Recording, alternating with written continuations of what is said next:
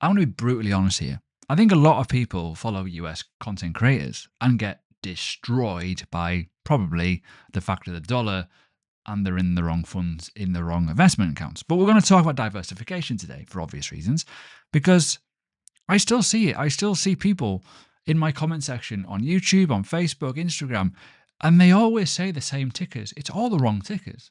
And we do need to address the elephant in the room here. People in the UK love two things: owning their own house and buying US stocks. It makes no sense. But if I told you the FTSE 100s had the best period versus the S&P 500 in over a decade, would you believe me? Well, you probably should, because it is. It's doing amazing. And I see it on X all the time when people showcase their portfolios and they're like in heavy in growth or Tesla or whatever, and they're down like 4% on the day, 5% on the day, and my portfolio is up 3% on the day. It's pretty mental. But that's the thing. Markets will always change and you need to adapt. But the best policy in all of this is quite simple: have a good spread. And if you've not yet done so, slap a like on the video and comment, what are your favourite ETFs? Are you in the UK or are you in the US ones? Let me know. I would love to know. Anyways, let's talk about it, because we need to be quite blunt about it. And I will be quite blunt here. And also on the likes of trading onto the US greats. Now, let's just talk about it, because the core idea here is people get it wrong very quickly. Everyone assumes, as I say, the US market's the best market to be in. Oh, I invest in the S&P, the NASDAQ. Oh, they all interlink pretty much, right? And that crossover you're never going to escape fully, but you can mitigate it a little bit. Now, the two problems you have is growth, because it interlinks a lot. And if you go in the NASDAQ and the S&P, you've got both of the same ones anyways. And if one of them has a bad day, the other one's going to have a bad day too, right? You've also got the currency side of it, the FX effect, which is basically the currency conversion rate. The dollar is definitely weaker versus the pound at the minute, and you will be feeling that. Yes, I know it'll swing the other way eventually, but you don't want to be losing money on the conversion of you buying that actual stock or fund. But we're also going to talk about the UK version, by the way, the VUAG on the London Stock Exchange, the S&P 500, not the VOO, by the way, just saying. But as I say, right, because you are in America, you are also alongside the US dollar.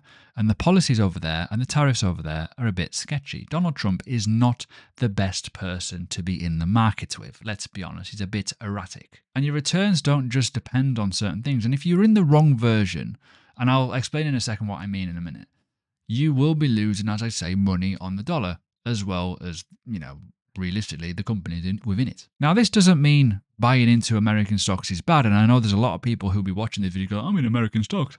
Ah, shit. Just have options. Just look elsewhere. The American market, for me, has had monumental growth. Probably a bit too much growth. Might probably slide a little bit. But at the end of the day, there is other markets out there that are returning unbelievable returns. But for research, let's just talk about it. There's a website called Just ETF. This is the UK version. So everything you should see shouldn't give you the US tickers. For example, VOO, right? If I put that in, you're not going to see what most people see. But this is what happens. They go onto Instagram, they're scrolling, right? And they go on to say trading 212. And then what they do is they go to the search bar and they put in VOO. And then they're on the CFD version of it, or they're on the totally wrong thing, or the other investing account, and it becomes a very, very big problem. Therefore, they are buying into the European market or whatever. They go, oh, I'm confused. Please don't get lost. But the easiest thing to do on the likes of Just ETF is just put in the S&P 500, right? And what this will do, it will give you all the ones that are in Great British pounds, yes, which is good, and it'll give you all the 21. Or 24, realistically, right? And these are all the ones that you can buy in the UK. And it gives you all the fees and all the information, and whether it's an accumulation fund or a distributing fund, right? And yeah, the cheapest one at the minute is this one. I think it's the SPX5, it's called. And then you've got the BlackRock one, which has got the most amount of money in it. It's quite simple, it's quite obvious. But as I say, stop following US content creators. You will get lost. And another little tip as well. Now, this will matter for a lot of people. Where is the fund in?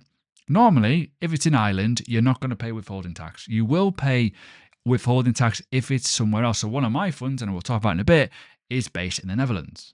There's withholding tax on that, but the yield is already quite high. I don't really mind it. So just be mindful of that. Now let's look at my portfolio because I want to showcase it in real terms. Diversification. Now on Snowball, there's a link below to this. You get 10% off if you're interested. You can use it for free as well. You don't have to pay for it. But diversification, bosh. This tells me my holdings. It also tells me what classes on sectors and all that kind of stuff. But realistically, we all want to look at countries. That's mine. Mine is pretty diverse versus most people's. Only 20% in America.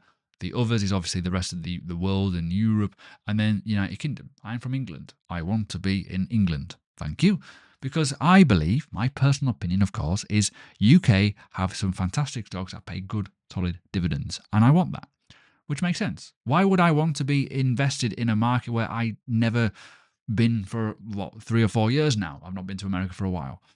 I don't know what it's like. I don't understand it. I don't see the point of why should I be heavily in there. And that's the thing. I earn pounds. I spend pounds. My future costs are in pounds. I want to be paid in pounds. And at the end of the day, people look down the wrong rabbit hole and they go wrong, which is what we need to talk about, because let's talk about the diversification side of if you buy, say, 2 of the American funds. Because, as I say, right, the All World Fund has 3,624. Cool. But again, we go all the way down to the holdings and all that kind of stuff. It is basically the S&P 500, right? When we talk about the S&P 500, we're basically going to go all the way down to the S&P. You get the idea, right? And then when you go onto, like, say, the NASDAQ and stuff like that, which is, bear with me, here, hello, it's all here, right? So you don't want to get caught out in that emotion of, I want to just be in America. The American market hasn't been great over the last year, give or take. You can see 1 year, 5%. It's not been great.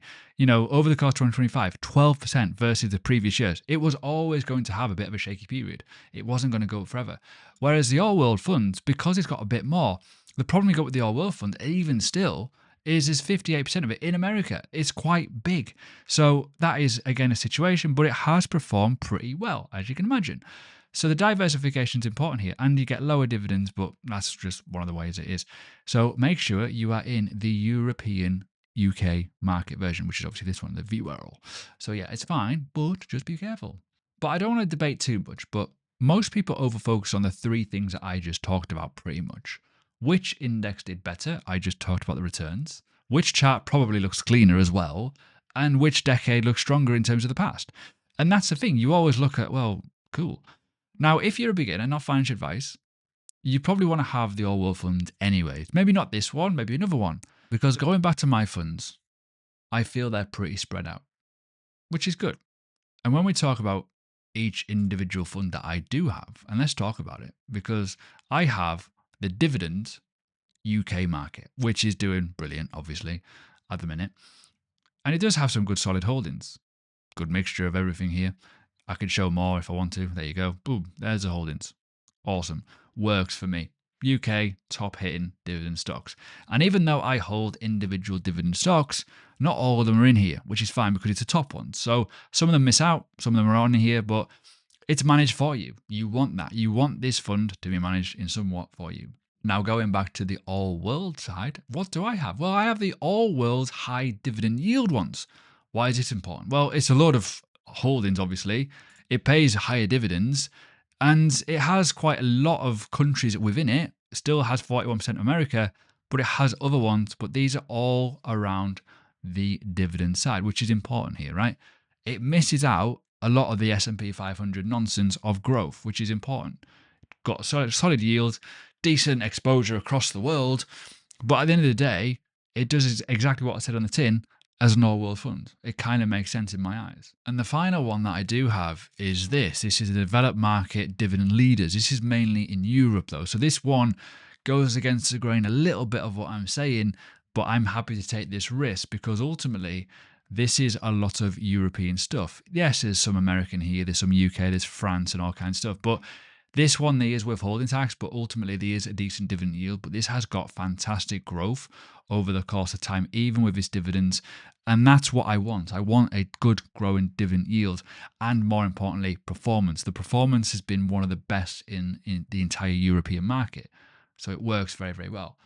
At the minute, we're going through a very, very important part of other countries doing very, very well. I might as well capitalize on it. I highly recommend, if you've not yet done so, go and check out your portfolio. Put it in here, figure it all out. It's very, very easy to do, and see what your portfolio looks like. By the way, highly recommended, but if you want to learn more information, all that kind of good stuff, check out my website.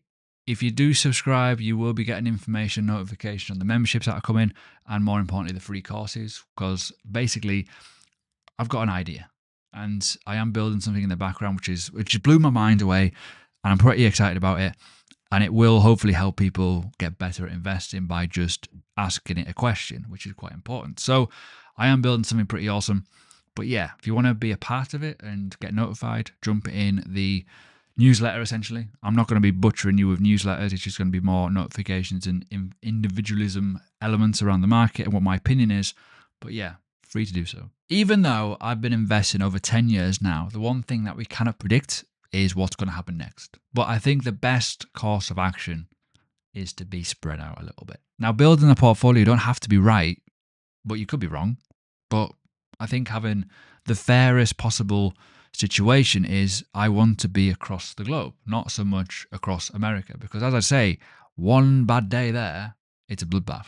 And there's nothing wrong with being average. And I've said this so many times, like, be average, it's okay.